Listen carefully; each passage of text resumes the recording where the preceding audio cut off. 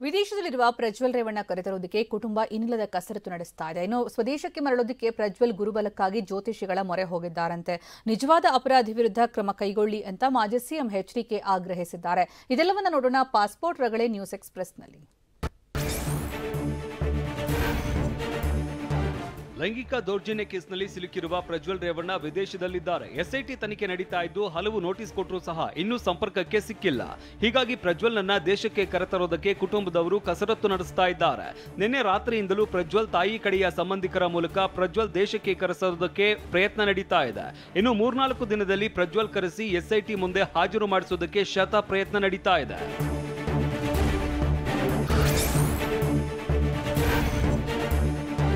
CM Siddaramaiah ಮತ್ತು SIT ಕೇಂದ್ರಕ್ಕೆ ಪತ್ರ ಬರೆದ ಬೆನ್ನಲ್ಲೇ ವಿದೇಶಾಂಗ ಸಚಿವಾಲಯವು ಪ್ರಜ್ವಲ್ಗೆ ಶೋಕಾಸ್ ನೋಟಿಸ್ ನೀಡಿದೆ.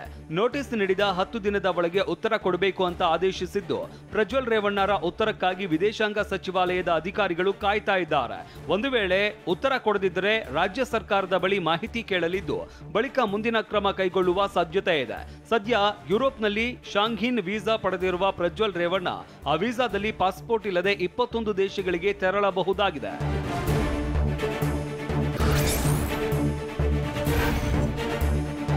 ವಿದೇಶದಲ್ಲಿರುವ ಪ್ರಜ್ವಲ್ ರೇವಣ್ಣ ದೇಶಕ್ಕೆ ಮರಳೋದಕ್ಕೆ ಮೀನಾಮೇಷ ಎಣಿಸ್ತಾ ಇದ್ದಾರೆ. ಹೀಗಾಗಿ ಗುರುಬಲಕ್ಕಾಗಿ ಪ್ರಜ್ವಲ್ ಜ್ಯೋತಿಷಿ ಮೊರೆ ಹೋಗಿದ್ದಾರೆ. ಎಷ್ಟೇ ನೋಟಿಸ್ ಕೊಟ್ಟರೂ ಪ್ರಜ್ವಲ್ ಈ ತಿಂಗಳು ಭಾರತಕ್ಕೆ ಬರೋದು ಅನುಮಾನವಾಗಿದೆ. ಈ ತಿಂಗಳು ಬಂದ್ರೆ ನಮಗೆ ಗುರುಬಲ ಇಲ್ಲ ಅಂತ ಜ್ಯೋತಿಷಿ ಹೇಳಿದ್ದು, ಹೀಗಾಗಿ ಮುಂದಿನ ತಿಂಗಳು ಅಂದ್ರೆ ಚುನಾವಣೆ ಮುಗಿದ ಮರುದಿನ ಪ್ರಜ್ವಲ್ ದೇಶಕ್ಕೆ ಮರಳುವ ಸಾಧ್ಯತೆ ಇದೆ ಅಂತ TV9ಗೆ ಕುಟುಂಬದ ಆಪ್ತ ಮೂಲಗಳು ತಿಳಿಸಿವೆ.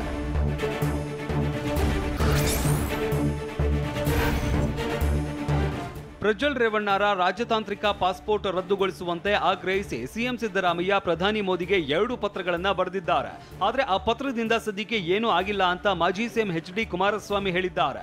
ಬೆಂಗಳೂರಲ್ಲಿ ಮಾತನಾಡಿದ ಅವರು, ಪ್ರಜ್ವಲ್ನನ್ನ ಕರೆತರುವ ಸಾಕಷ್ಟು ದಿನ ಹಿಡಿಯುತ್ತೆ ಅಂತ ದೇವೇಗೌಡರ ಮೂಲಕ ಪತ್ರ ಬರೆದು ಕರೆಸುವ ಪ್ರಯತ್ನ ಮಾಡಿದ್ದೇವೆ ಅಂತ ಹೇಳಿದ್ದಾರೆ. ಈಗ ಪ್ರಜ್ವಲ್ ಅವ್ರನ್ನ ಈಗೇನು ಪತ್ರ ಬರೆದು ಬಿಟ್ರಲ್ಲ ಕರ್ಕೊಂಬರೋದಕ್ಕೆ, ಅದು ಸದ್ಯಕ್ಕೇನಾಗಲ್ಲ, ನೋಟಿಸ್ ಕೊಟ್ಟಿದ್ದಾರೆ. ನಾವು ಯಾತಕ್ಕೆ ಇದೆಲ್ಲ ಪ್ರೋಸೆಸ್ಗಳು ಇವೆಲ್ಲ ಮತ್ತಿನ್ನೆಷ್ಟು ದಿವಸಗಳಾಗುತ್ತೋ ಅಂತೇಳಿ ಅವನು ಎಲ್ಲಿದ್ದರೂ ಬಾ ಅಂತ ದೇವೇಗೌಡರಷ್ಟು ಎಚ್ಚರಿಕೆ ಕೊಟ್ಟು ಕರೆಸಿದರೆ, ದೇವೇಗೌಡರ ಬಗ್ಗೆ ಇಷ್ಟು ಲಘುವಾಗಿ ಒಬ್ಬ ಮುಖ್ಯಮಂತ್ರಿ ಮಾತಾಡ್ತಾರೆ ಅಂದರೆ ಎಷ್ಟು ವರ್ಷ ಅವ್ರ ಜೊತೆ ಕೆಲಸ ಮಾಡಿದ್ದೀರಿ ನೀವು? ಅವ್ರು ಯಾವ ಮಟ್ಟಕ್ಕೆ ರಾಜಕಾರಣ ಮಾಡ್ಕೊಂಬಂದಿದ್ದಾರೆ ದೇವೇಗೌಡರು? ನಿಮ್ಮ ಅನುಭವ ಇಲ್ಲ ದೇವೇಗೌಡರ ಬಗ್ಗೆ? ಪ್ರಜ್ವಲ್ ಕೇಸ್ನಲ್ಲಿ ತನಿಖೆ ದಾರಿ ತಪ್ಪಿಸುವ ಕೆಲಸ ನಾನು ಮಾಡಿದ್ನ ಅಂತ ಕಾಂಗ್ರೆಸ್ ನಾಯಕರ ವಿರುದ್ಧ ಮಾಜಿ ಸಿಎಂ ಎಚ್ಡಿಕೆ ಕಿಡಿಕಾರಿದ್ದಾರೆ. ಅದೇ ನಿಮ್ಮ ಶಿವಕುಮಾರ್, ಅದೇ ಸಿಡಿ ಶಿವು ಯಾಕಪ್ಪ ಶಿವರಾಮೇಗೌಡ ಜೊತೆ ಮಾತನಾಡಿದ್ರು? ಇವರದ್ದು ಯಾರದ್ದು ಇನ್ವಾಲ್ವ್ಮೆಂಟ್ ಇಲ್ಲ ಅಂದ್ರೆ ಯಾಕೆ ಮಾತನಾಡಿದ್ರು? ನೀವು ಯಾವ ನೈತಿಕತೆ ಇಟ್ಕೊಂಡಿದ್ದೀರಾ ಅಂತ ಡಿಸಿಎಂ ಡಿಕೆ ಮತ್ತು ಶಿವರಾಮೇಗೌಡ ವಿರುದ್ಧ ಎಚ್ಡಿಕೆ ವಾಗ್ದಾಳಿ ನಡೆಸಿದ್ದಾರೆ. ಯಾರಪ್ಪ ಚರ್ಚೆ ಮಾಡಿದ್ದು ನಿಮ್ಮ ಟೆಲಿಫೋನಲ್ಲಿ? ನಿಮ್ಮ ಶಿವಕುಮಾರ, ಸಿಡಿ ಶಿವಕುಮಾರ ಅನ್ನೋದು ಈಗ ಉಪಯೋಗ ಬರೋದಿಲ್ಲ. ನಿಮ್ಮ ಸಿಡಿ ಶಿವು ಯಾತಕ್ಕಪ್ಪ ಶಿವರಾಮೇಗೌಡನ ಜೊತೆ ಅವನ ಜೊತೆ ಮಾತಾಡೋದಕ್ಕೆ ಫೋನ್ ಕನೆಕ್ಷನ್ ತಗೊಂಡ? ಯಾಕೆ ಮಾತಾಡಿದ್ರು? ಇವ್ರದ್ದು ಯಾರ್ದು ಅದರಲ್ಲಿ ಇನ್ವಾಲ್ವ್ಮೆಂಟ್ ಇಲ್ಲದೆ ಇದ್ದರೆ ಇನ್ನೂ ಏನೇನಿದ್ರೆ ತಂದುಕೊಡು, ಇನ್ನೇನಿದ್ರು ತಂದುಕೊಡು ಅಂತ ಹೇಳಿ ಆಮೇಲೆ ನೀವು ಏನು ಬೇಕೋ ಅವರಿಂದ ಸಹಾಯ ಮಾಡ್ತಾರೆ ಅಂತ ಹೇಳಿದ್ರಲ್ಲ. ಬ್ರೋಕರು ಅವ್ರು ಮಾಡ್ತಿರೋದು ಕೆಲಸನ, ಬ್ರೋಕರ್ ಕೆಲಸನ ತಲೆಡಿ ಕೆಲಸ ಮಾಡ್ತಿರೋರು ಅವರು.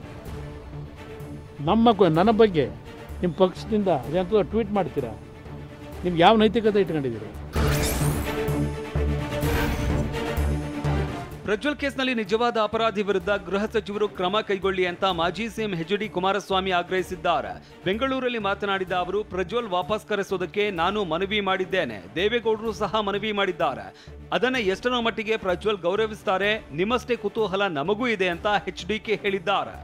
ಇದನ್ನು ಸರಿಯಾದ ರೀತಿ ನಮ್ಮ ಗೃಹ ಸಚಿವರು ಹೇಳೋದು, ನಿಮಗೇನಾದರೂ ಇದರ ಸತ್ಯಾಸತ್ಯತೆ ಹೊರಗೆ ತಂದು ನಿಜವಾದ ಕಲ್ಪ್ರಿಟ್ ಯಾರ್ಯಾರಿದ್ದಾರೆ ಅವರು ಎಲ್ಲರ ಬಗ್ಗೆ ಆಕ್ಷನ್ ತಗೋಬೇಕು ಅಂತಕ್ಕಂಥದ್ದು ನಿಮ್ಮಲ್ಲಿ ಆ ಒಂದು ಕಮಿಟ್ಮೆಂಟ್ ಇದ್ದರೆ ಸರಿಯಾದ ರೀತಿ ತನಿಖೆ ಮಾಡಿ. ಈಗ ದೇವೇಗೌಡರ ಎಚ್ಚರಿಕೆ ಎಷ್ಟು ಮಟ್ಟಿಗೆ ಪರಿಣಾಮ ಬೀರೋದು ನೋಡೋಣ. ನಾನು ಮನವಿ ಮಾಡಿದ್ದೇನೆ. ಈಗ ಅದರ ಪರಿಣಾಮ ಎಷ್ಟು ಮಟ್ಟಿಗೆ ಗೌರವಿಸ್ತಾನೆ ಅಂತಕ್ಕಂಥದ್ದನ್ನು ನಾವು ಕಾಯ್ತಾ ಇದ್ದೇವೆ ಕುತೂಹಲದಿಂದ. ನಿಮ್ಮಷ್ಟೇ ಕುತೂಹಲದಲ್ಲಿ ನಾವು ಇದ್ದೇವೆ, ನೋಡೋಣ. ಪ್ರಜ್ವಲ್ ರೇವಣ್ಣ ಮನೆಯವರಿಗೆ ಹೇಳದೆ ವಿದೇಶಕ್ಕೆ ಹೋಗಿದ್ನ ಅಂತ ಸಿಎಂ ಸಿದ್ದರಾಮಯ್ಯ ಹೇಳಿದ್ದಾರೆ. ಇದಕ್ಕೆ ತಿರುಗೇಟು ಕೊಟ್ಟ ಮಾಜಿ ಸಿಎಂ ಎಚ್.ಡಿ. ಕುಮಾರಸ್ವಾಮಿ, ನಿಮ್ಮ ಮಗ ವಿದೇಶದಲ್ಲಿ ಸಾವನ್ನಪ್ಪಿದ್ನಲ್ಲ, ಆ ಕೇಸ್ ತನಿಖೆಯನ್ನ ಯಾಕೆ ಮಾಡಿಸಿಲ್ಲ ಅಂತ ಹೇಳಿದ್ದಾರೆ. ಬೆಳೆದ ಮಕ್ಕಳು ಪ್ರತಿಯೊಂದು ಕೆಲಸವನ್ನು ಅಪ್ಪ ಅಮ್ಮನಿಗೆ ಹೇಳಿನೇ ಮಾಡ್ತಾರಾ ಅಂತ ಎಚ್.ಡಿ.ಕೆ ಪ್ರಶ್ನಿಸಿದ್ದಾರೆ. ಇವ್ರ ಮಗ ವಿದೇಶಕ್ಕೆ ಹೋದ್ನಲ್ಲ, ಪಾಪ ವಿದೇಶಕ್ಕೆ ಹೋಗಿ ಆ ದುರ್ಘಟನೆ ನಡೀತಲ್ಲ, ಯಾವ ಒಂದು ಕಾರ್ಯಕ್ರಮಕ್ಕೆ ಹೋಗಿದ್ದು ಅವತ್ತು ಇವ್ರು ಪರ್ಮಿಷನ್ ತಗೊಂಡೋಗಿದ್ರೆ ಹಾಗಿದ್ರೆ ಇವ್ರ ಮಗನ ಜೊತೆ ಯಾರ್ಯಾರು ಹೋಗಿದ್ರು, ಎಷ್ಟು ಜನ ಇದ್ದರು, ಅಲ್ಲಿ ನಡೆದಂಥ ಘಟನೆಗಳೇನು ಅಂತಕ್ಕಂಥಕ್ಕೊಂದು ತನಿಖೆ ಯಾಕೆ ಮಾಡಲಿಲ್ಲ, ಯಾತಕ್ಕೆ ಮಾಡಲಿಲ್ಲ, ಅದನ್ನು ಯಾಕೆ ಮುಚ್ಚಿಟ್ರು, ಅದಕ್ಕೆ ಇವರೇ ಕಳಿಸಿದ್ರು ಅವ್ರನ್ನ ಹಾಗಿದ್ರೆ ಪರ್ಮಿಷನ್ ಕೊಟ್ಟು. ಇಲ್ಲಿ ಬೆಳೆದಂಥ ಮಕ್ಕಳು ಪ್ರತಿ ಕುಟುಂಬದಲ್ಲಿ ಪ್ರತಿಯೊಂದು ಅವ್ರ ತಂದೆ ತಾಯಿಗಳು ಕೇಳಿ ಮಾಡ್ತಾರೆ. ಪುತ್ರ ರಾಕೇಶ್ ಸಾವಿನ ಬಗ್ಗೆ ಮಾತನಾಡಿದ್ದ ಎಚ್.ಡಿ.ಕೆ ಆರೋಪಕ್ಕೆ ಸಿಎಂ ಸಿದ್ದರಾಮಯ್ಯ ತಿರುಗೇಟು ಕೊಟ್ಟಿದ್ದಾರೆ. ಮೈಸೂರಲ್ಲಿ ಮಾತನಾಡಿದ ಅವರು, ರಾಕೇಶ್ ಸತ್ತು ಹೋಗಿ 8 ವರ್ಷ ಆಯಿತು, ಈಗ ಆ ವಿಚಾರ ಪ್ರಸ್ತಾಪ ಮಾಡೋದು ಮೂರ್ಖತನ ಅಂತ ಸಿದ್ದರಾಮಯ್ಯ ಸಿಡಿಮಿಡಿಗೊಂಡಿದ್ದಾರೆ. ರಾಕೇಶ್ ಸಿದ್ದರಾಮಯ್ಯ ಅವರು ಸತ್ತು 8 ವರ್ಷ ಆಯಿತು, ಈಗ ವಿಚಾರನ ಪ್ರಸ್ತಾಪ ಮಾಡೋದಿಲ್ಲ, ಅದು ಮೂರ್ಖತನ. ರಾಜಕೀಯಕ್ಕೋಸ್ಕರ ಮಾಡ್ತಕ್ಕಂಥದ್ದು. ಅವರು 2016ರಲ್ಲಿ ಸತ್ತು, ಎಷ್ಟನೇದು ಇಷ್ಟು ಈಗ ಅದಕ್ಕೂ ಇದಕ್ಕೂ ಸಂಬಂಧ ಇಲ್ಲ. ಪ್ರಜ್ವಲ್ ರೇವಣ್ಣ ದೇಶ ಬಿಟ್ಟು ಹೊರಗೆ ಹೋಗೋದಕ್ಕೆ ಸರ್ಕಾರವೇ ಕಾರಣ ಅಂತ ವಿಪಕ್ಷ ನಾಯಕ ಆರ್ ಅಶೋಕ್ ಹೇಳಿದ್ದಾರೆ. ಬೆಂಗಳೂರಲ್ಲಿ ಮಾತನಾಡಿದ ಅವರು, ಪೆನ್ಡ್ರೈವ್ ಹಂಚಿಕೆ ಮಾಡಿದವರು ಇಲ್ಲೇ ಓಡಾಡ್ತಾ ಇದ್ದಾರೆ, ಆದರೆ ಪೆನ್ಡ್ರೈವ್ ಹಂಚಿಕೆ ಮಾಡಿದವರನ್ನೂ ಅರೆಸ್ಟ್ ಮಾಡಬೇಕು. ಪೆನ್ಡ್ರೈವ್ ಪ್ರಕರಣದಲ್ಲಿ ಸರ್ಕಾರದ ಪಿತೂರಿ ಇದ್ದು ಪ್ರಕರಣವನ್ನ ಮುಚ್ಚಿ ಹಾಕೋದಕ್ಕೆ ಸರ್ಕಾರವೇ ಹೊರಟಿದೆ ಅಂತ ಹೇಳಿದ್ದಾರೆ. ಪ್ರಜ್ವಲ್ ರೇವಣ್ಣನ ಓಡೋ ಬಿಟ್ಬಿಟ್ಟು ಮೋದಿಗೆ ಟೀಕೆ ಮಾಡುವಂಥದ್ದಕ್ಕೆ ಅಸ್ತ್ರವನ್ನು ಮಾಡ್ಕೊಂಡಿದ್ದಾರೆ. ಅವ್ರು ಇಲ್ಲೇ ಚುನಾವಣಾ ಪ್ರಚಾರದಲ್ಲಿದ್ದರೂ ಕೂಡ ಅವ್ರನ್ನ ನೀವು ಮುಟ್ಟಕ್ಕಾಗಿಲ್ಲ. ಈ ಪೆನ್ ಡ್ರೈವ್ನ ಹಂಚಿದಂತೂ ಇಲ್ಲೇ ಓಡಾಡ್ತಾ ಇದ್ದಾನೆ, ಬೆಂಗಳೂರಲ್ಲೇ ಓಡಾಡ್ತಾ ಇದ್ದಾನೆ, ಕರ್ನಾಟಕದಲ್ಲೇ ಓಡಾಡ್ತಾ ಇದ್ದಾನೆ. ಬೇಲ್ ಅಪ್ಲಿಕೇಶನ್ ಎಲ್ಲ ಹಾಕಿದ್ದಾರೆ ಅವ್ರ ಲಾಯರು. ಇಷ್ಟಾದರೂ ಕೂಡ ಅವನ ಬಗ್ಗೆ ಏನು ಚಕಾರ, ಒಬ್ಬ ಮುಖ್ಯಮಂತ್ರಿ ಆಗಲಿ ಒಬ್ಬ ಮಂತ್ರಿ ಚಕಾರನೇ ಎತ್ತಾ ಇಲ್ಲ ಅವನ ಬಗ್ಗೆ. ಡ್ರಗ್ಸ್ ಕೇಸ್ನಲ್ಲಿ ಸಿಲುಕಿರುವ ನಟಿ ಹೇಮಾ ವಿಚಾರಣೆಗೆ ಹಾಜರಾಗುವಂತೆ ಸಿಸಿಬಿ ನೋಟಿಸ್ ನೀಡಿದೆ. ವಿಷಯ ಕುಡಿದು ಆಸ್ಪತ್ರೆ ಸೇರಿದ ರೋಗಿಗೆ ಕೆಸಿ ಜನರಲ್ ಆಸ್ಪತ್ರೆ ಸಿಬ್ಬಂದಿ ಹಲ್ಲೆ ಮಾಡಿದ್ದಾರಂತೆ. ಇದೆಲ್ಲವನ್ನ ನೋಡೋಣ ಸಮಗ್ರ ನ್ಯೂಸ್ ಎಕ್ಸ್‌ಪ್ರೆಸ್‌ನಲ್ಲಿ. ಎಲೆಕ್ಟ್ರಾನಿಕ್ ಸಿಟಿಯ ಜಿಆರ್ ಫಾರ್ಮ್ ಹೌಸ್ನಲ್ಲಿ ನಡೆದ ರೇವ್ ಪಾರ್ಟಿ ಕೇಸ್ಗೆ ಸಂಬಂಧಿಸಿದಂತೆ ನಟಿ ಹೇಮಾಗೆ ಸಿಸಿಬಿ ನೋಟಿಸ್ ನೀಡಿದೆ. ಡ್ರಗ್ ಕೇಸ್ನಲ್ಲಿ ವಿಚಾರಣೆಗೆ ಹಾಜರಾಗುವಂತೆ ತೆಲುಗು ನಟಿ ಹೇಮಾಗೆ ಸಿಸಿಬಿ ಅಧಿಕಾರಿಗಳು ನೋಟಿಸ್ ಕೊಟ್ಟಿದ್ದಾರೆ. ಮೇ 27ರಂದು ತನಿಖಾಧಿಕಾರಿ ಮುಂದೆ ಹಾಜರಾಗುವಂತೆ ಸೂಚಿಸಿದ್ದಾರೆ.